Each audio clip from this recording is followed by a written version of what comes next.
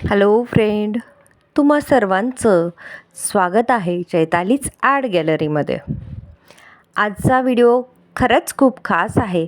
या व्हिडिओमध्ये आपण माहिती घेतोय की येणाऱ्या गुढीपाडव्याच्या दिवशी म्हणजेच आपल्या नवीन वर्षाच्या सुरुवातीच्या पहिल्या दिवशी देवघरात काढण्यासाठी कोणत्या शुभचिन्हांच्या रांगोळ्या आपण काढू शकतो आणि त्यांचं त्या दिवशी काढण्याचं काय महत्त्व आहे. तर पहिलं शुभचिन्ह आहे अर्थातच स्वस्तिक. कोणत्याही पूजेची, कोणत्याही शुभ कार्याची सुरुवात ही नेहमीच स्वस्तिकपासून होते. म्हणजेच कल्याण करणारा, शुभ करणारा, मंगल करणारं असं हे स्वस्तिकचं चिन्ह आहे. हे दिव्य शक्तीचं प्रतीक आहे. याच्यामध्ये सूर्य, चंद्र, इंद्र, वायू, पृथ्वी, लक्ष्मी, विष्णू अशा देवतांचा याच्यामध्ये समावेश असतो. तर स्वस्तिक हे चिन्ह जास्त करून शांती आणि समृद्धीचं प्रतीक मानलं जातं. घरामध्ये शांतता यावी, समृद्धी नांदावी, समाधान असावं, घरातलं वातावरण पवित्र मांगल्याचं असावं, यासाठी या स्वस्तिक या चिन्हाचा वापर केला जातो. मग ती आपल्या दाराच्या उंबरठ्यावर, दरवाजावरती, घरामध्ये प्रवेश करतानाच सुरुवातीला ती लावली जातात की जेणेकरून आपल्याबरोबर जी नकारात्मकता येते ती घराच्या आतमध्ये प्रवेश करू नये. म्हणूनच या दिवशी आपल्याला देवघरामध्ये स्वस्तिकचं चिन्ह काढायचं आहे. त्या चिन्हाची रांगोळी आपण काढणार आहोत.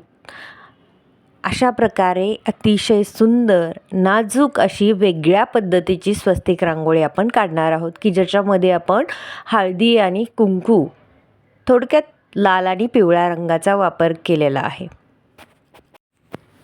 नवीन वर्षाची सुरुवात करताना संपूर्ण वर्ष सुखात, समाधानात आणि आनंदात जावं यासाठी देवघरातील देवतांकडून शुभ आशीर्वाद घ्यायचे आहेत.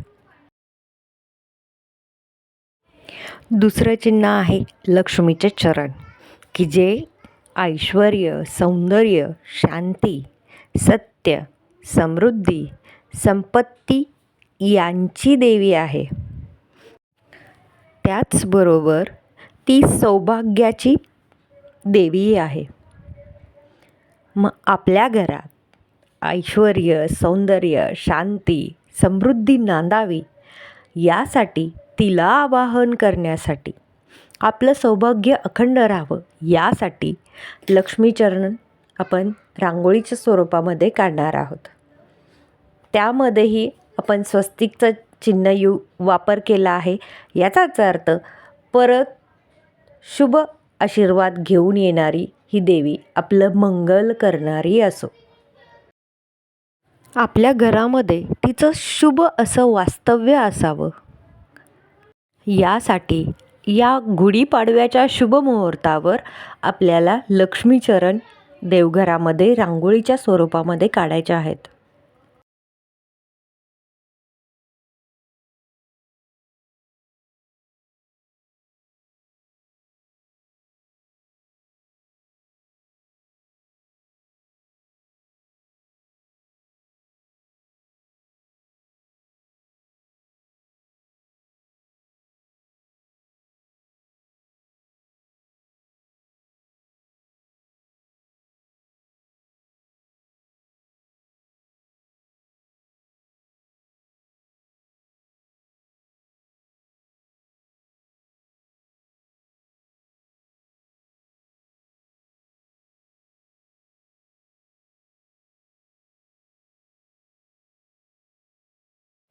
खूपच सुंदर आणि सहज वाटणारी अशी ही रांगोळी आहे.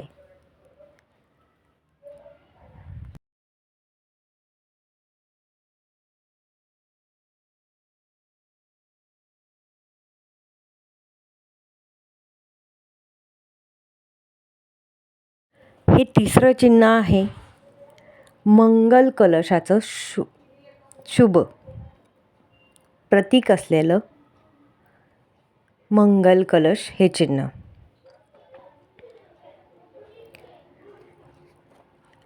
तर पूर्ण कलश हा विपुलता आणि जीवनाचा स्रोत दर्शवतो.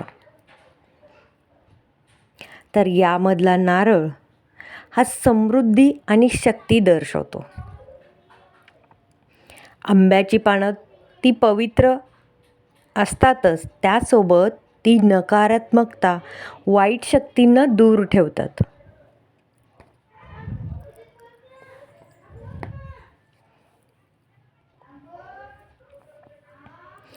जेव्हा कलश पूर्णतः पाण्याने किंवा तांदळाने भरतात तेव्हा त्याला कुंभ असं म्हटलं जातं. अर्थातच कलशावर सुद्धा आपण स्वस्तिकचं चिन्ह काढतो की हा जो मंगल कलश आहे जीवनाचा स्रोत दाखवला आहे, विपुलता म्हणजे भरभराटीचं प्रतीक दाखवलं आहे, मोठ्या प्रमाणामध्ये असलेली. या कलशातलं पाणी हे शुद्ध आणि सात्विक लहरी आकर्षित करतं.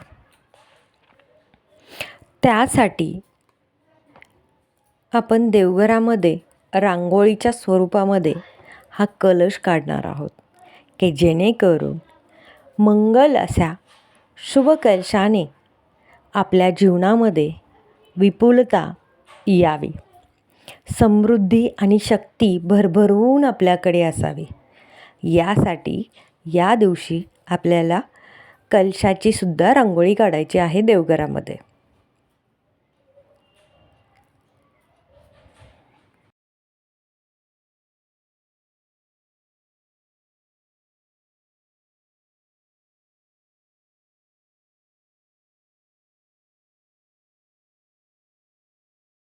आणि चौथी रांगोळी आहे शुभ अशा कमळ चिन्हाची.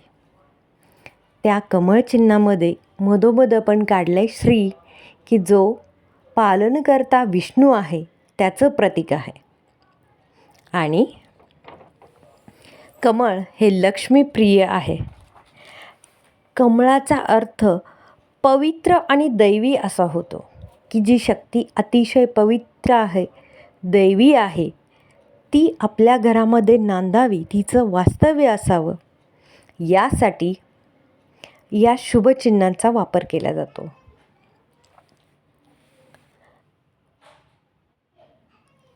कमळ हे सौंदर्य, अध्यात्म आणि लवचिकता यांचं प्रतीक आहे.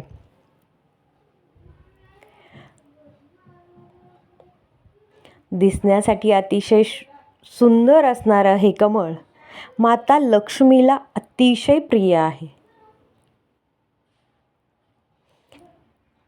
तर या कमळाची शुभ अशी रांगोळी आपल्याला देवघरामध्ये काढायची आहे.